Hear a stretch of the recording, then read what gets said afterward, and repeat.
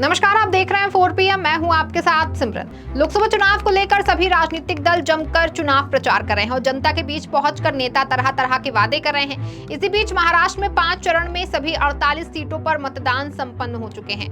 देश के पीएम मोदी, अमित शाह समेत भाजपा के तमाम दिग्गज नेता दिन रात एक करके वोटरों को साधने में जुटे हैं। इस बीच राज्य में सत्ताधारी शिवसेना में फूट पड़ गई है। बता दें, शिवसेना के वरिष्ठ नेता शिशिर शिंदे ने मुख्यमंत्री और पार्टी नेता एकनाथ शिंदे से अपनी ही पार्टी के सांसद गजानन कीर्तिकर को निकालने की मांग की है। वहीं कीर्तिकर पर आरोप है कि उन्होंने वोटिंग के दिन पार्टी की भावनाओं को आहत पहुंचाई थी। बता दें, चुनाव संपन्न होने के बाद महाराष्ट्र में महायुति की मची कलह से बीजेपी की चिंता और बढ़ गई है और एकनाथ शिंदे की मुश्किलें बढ़ गई हैं। बता दें कि अजित पवार, सीएम शिंदे समेत सभी नेताओं की धड़कनें बढ़ गई हैं। महाराष्ट्र हार रही है, बीजेपी के सामने अब एक और बड़ी चुनौती आ गई है। दरअसल शिवसेना शिंदे गुट के सांसद गजानन कीर्तिकर के बेटे अमोल कीर्तिकर शिवसेना ठाकरे गुट के नेता हैं।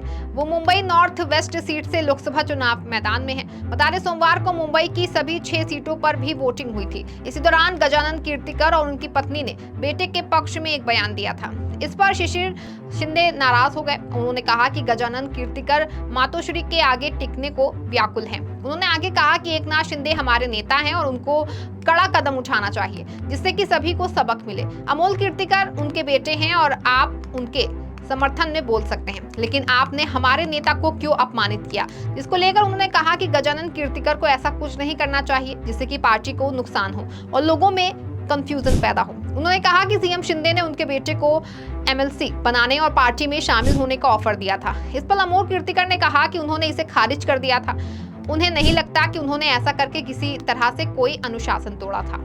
आपको बता दें कि Gajanan Kirtikar Mumbai north west seat से 2 बार सांसद चुने गए हैं और वो 2014 और 2019 में विजयी हुए थे। वहीं शिवसेना में 2 फाड़ होने के बाद वो शिंदे के साथ आ गए, जबकि उनके बेटे शिवसेना ठाकरे गुट के साथ बने रहे। फिर मुंबई नॉर्थ वेस्ट सीट से वो शिवसेना ठाकरे गुट से उम्मीदवार बन गए।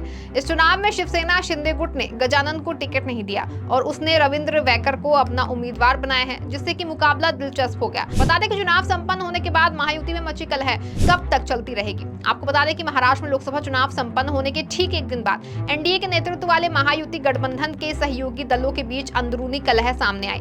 बता दें कि मावल लोकसभा क्षेत्र से सीएम एकनाथ शिंदे के नेतृत्व वाली शिवसेना के उम्मीदवार श्रीरंग बारने ने आरोप लगाया कि अजित पवार के नेतृत्व वाली राष्ट्रवादी कांग्रेस पार्टी के कुछ कार्यकर्ताओं ने गठबंधन पार्टी के हिस्से के रूप में उनके लिए प्रचार नहीं किया, जिससे कि महाराष्ट्र का सियासी पारा हाई हो गया है। वहीं इसके जवाब में एनसीपी विधायक सुनील शोलके ने कहा कि श्रीरंग बारने को असली सफलता छिपाने के लिए हमारी पार्टी के पदाधिकारियों पर आरोप नहीं लगाना चाहिए या उनकी आलोचना नहीं करनी चाहिए। आपको बता दें कि सभी आरोपों को खारिज करते हुए शेलके ने कहा कि बाड़के को इस तथ्य को स्वीकार करना चाहिए कि मतदाताओं में उनके खिलाफ असंतोष था।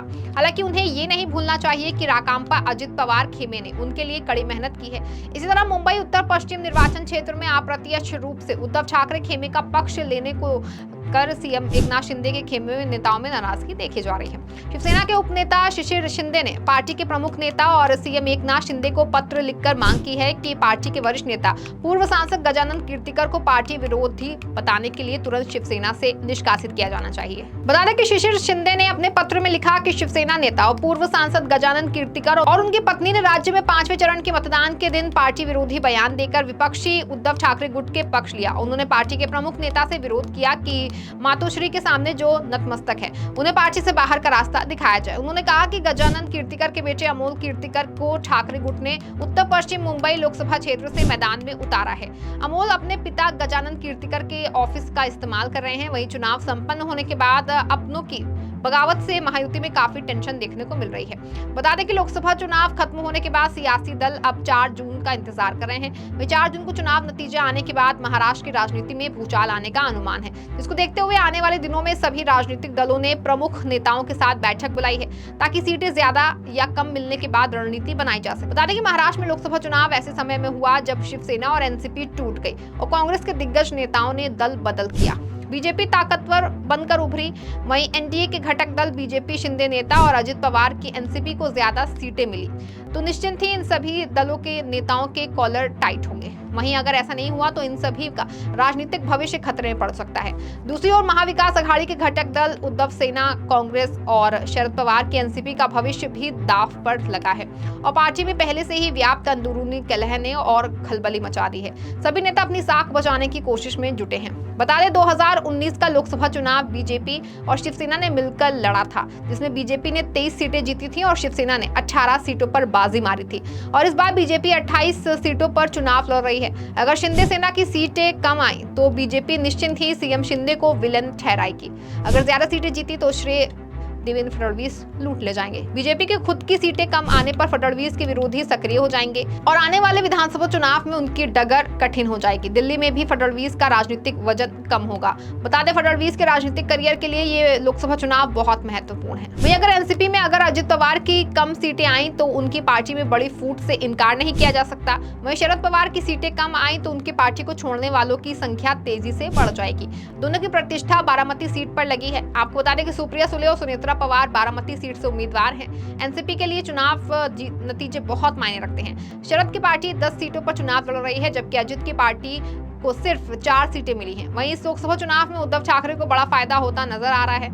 बाला साहेब ठाकरे की शिवसेना अब उद्धव बाला साहेब ठाकरे की पार्टी है। पार्टी के किसी भी के साथ भी गठबंधन बना सकती है। उद्धव सेना की सीटें ज्यादा आई तो बीजेपी के सामने बड़ी चुनौती होगी और अगर कम सीटें आई तो भी ज्यादा फर्क नहीं पड़ेगा, क्योंकि उनके सामने कई दरवाजे खुल जाएंगे। उद्धव की पार्टी में बाला साहेब के साथ साथ उद्धव गुट है, इसीलिए उनके सामने कई सारे राजनीतिक दरवाजे हैं। लोकसभा चुनाव के महज 5 महीने बाद ही विधानसभा के चुनाव होंगे।